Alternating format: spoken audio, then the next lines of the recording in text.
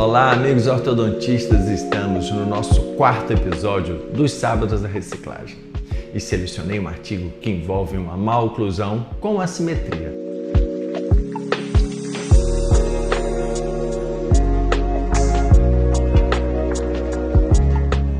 E nesse artigo especial, eu abordo o tratamento de uma classe 2 subdivisão em um paciente em crescimento. Eu utilizei 2 mini parafusos na EZC e 2 na Buccal Shelf e tive repercussão tanto ortodôntica quanto ortopédica.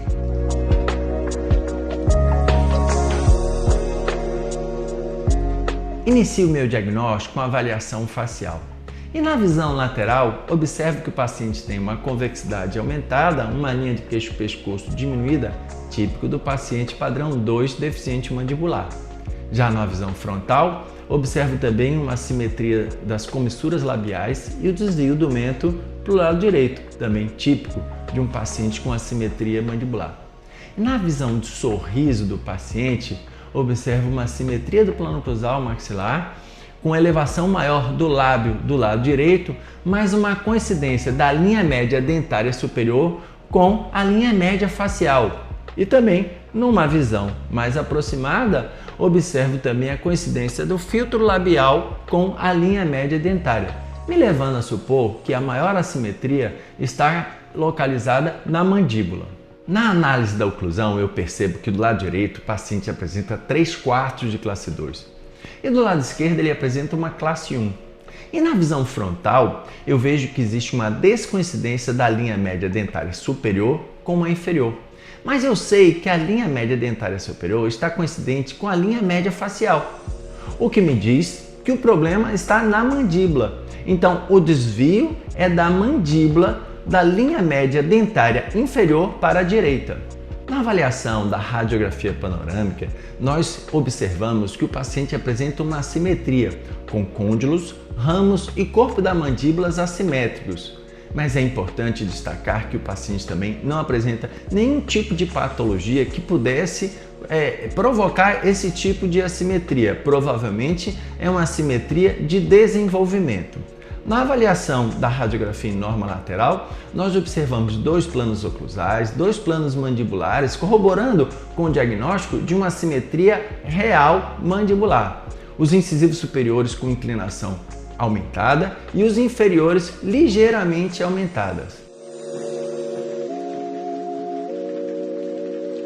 A mecânica ortodôntica que eu escolhi para efetuar a correção dessa maloclusão foi com a utilização dos parafusos extraalveolares. No arco superior, 2 extraalveolares na EZC para diminuir a inclinação dos incisivos superiores. E no arcado inferior, eu utilizei 2 mini parafusos na Buccal Shelf. Do lado direito, para efetuar a mesialização do hemiarco inferior direito e do lado esquerdo para efetuar um pouquinho da retração. Por quê? Porque à medida que eu efetuo a mesialização dos dentes do lado direito, eu tenho uma tendência de aumentar a inclinação dos incisivos inferiores. Então, ao mesmo tempo que eu usava uma mecânica de mesialização do hemiarco inferior direito, eu efetuava a retração do lado esquerdo para minimizar essa tendência de aumento e inclinação dos incisivos. E como é que eu efetuo essa mecânica de mesialização do hemiarco inferior direito? Então, eu utilizei um parafuso na Buccal Shelf com uma barra de estabilização. Essa barra de estabilização ela é conectada na distal do bracket do primeiro premolar. Então, o premolar ele fica estabilizado pelo mini parafuso na Buccal Shelf. E eu coloco uma molinha aberta entre o premolar e o canino. Então a tendência do canino é mesializar e eu não tenho efeito colateral de distalização do primeiro premolar porque ele está estabilizado na Buccal Shelf. Então com isso o canino vai mesializando até chegar à relação de classe 1. Após os premolares serem mesializados, inicia a mecânica de mesialização dos molares. Então a mecânica praticamente é a mesma. Eu tenho o arco de estabilização apoiado no mini parafuso na Buccal Shelf no canino e agora, depois de tracionar os premolares, eu começo a mesializar os molares. E você observa aqui já na figura 17 que os molares já se encontram em classe 1, os premolares já se encontram em classe 1 do lado direito, as linhas médias coincidentes, e eu tenho uma mecânica que resolveu o problema da classe 2 subdivisão direita, efetuando mecânicas tanto na arcada superior de retração, na arcada inferior de mesialização do lado direito e no M-arco inferior esquerdo um pouco de retração.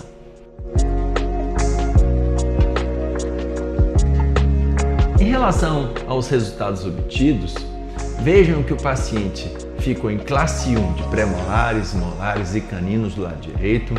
Do lado esquerdo se manteve a classe 1, as linhas médias dentárias superior e inferior coincidentes, o overjet e o overbite corrigidos porque ele tinha um overbite um pouco aumentado, as arcadas numa boa conformação.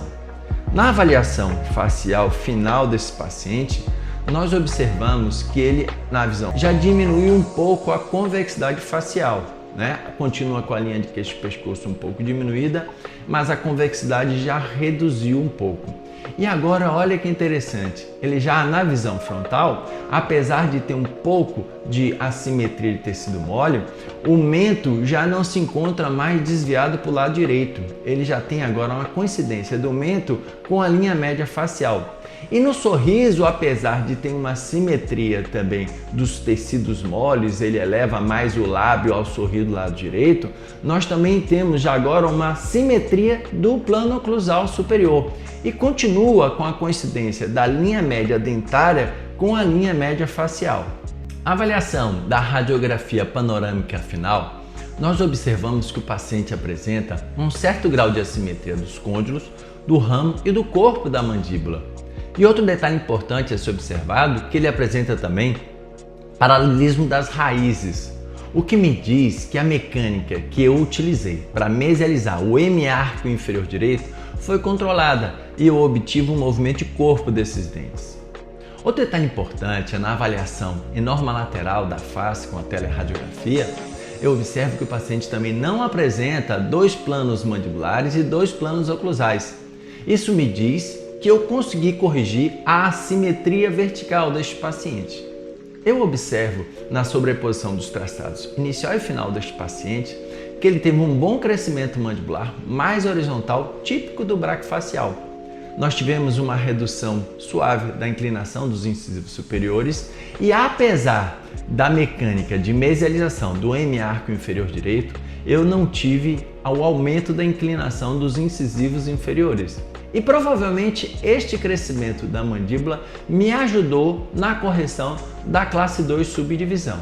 Destaco aqui a importância da avaliação tomográfica em um paciente que apresenta uma maloclusão com assimetria.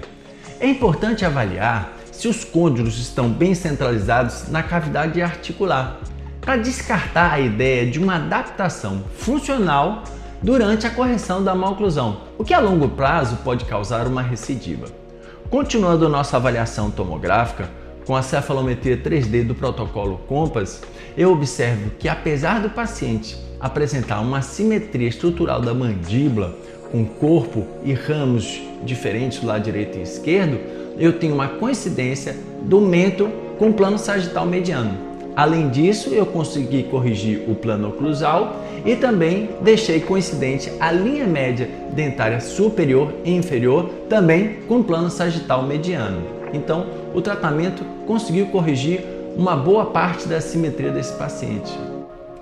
Na sobreposição dos modelos inicial e final da maxila, você consegue observar que houve uma suave expansão da arcada e a retração dos incisivos superiores.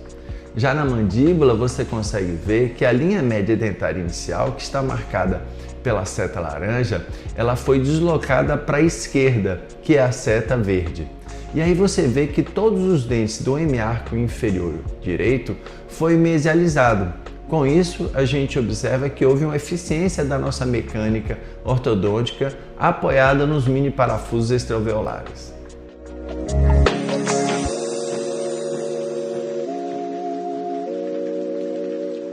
Em relação às considerações finais, o correto diagnóstico da maloclusão de classe 2 subdivisão é imprescindível para o sucesso do tratamento, identificando o local da assimetria, se é na maxila ou se é na mandíbula. E a natureza dessa assimetria, se é dental-alveolar ou é esquelética? Se for esquelética, observar se o paciente tem crescimento para que você possa escolher uma mecânica que tenha um efeito ortopédico. Se o paciente for adulto, escolher uma mecânica que efetue de forma controlada a compensação dentária deste problema. Nas classe 2 subdivisão mandibulares, os parafusos extraalveolares têm um grande destaque. Eles conseguem efetuar a mecânica de forma mais previsível e reduz a necessidade de colaboração do paciente. Evite utilizar mecânicas intermaxilares que possam causar efeitos indesejados na maxila. Eu quero destacar a importância de que você leia esse artigo na íntegra acessando o portal da Dental Go da Dental Press. Esse artigo tem vários desenhos esquemáticos que podem te ajudar a compreender melhor essa mecânica. Gostou desse artigo? Gostou desse nosso sábado da reciclagem? Compartilhe com seus colegas. Vamos fazer um grande grupo de estudo aqui. E convido você para que participe do próximo sábado da reciclagem. Até lá, um grande abraço.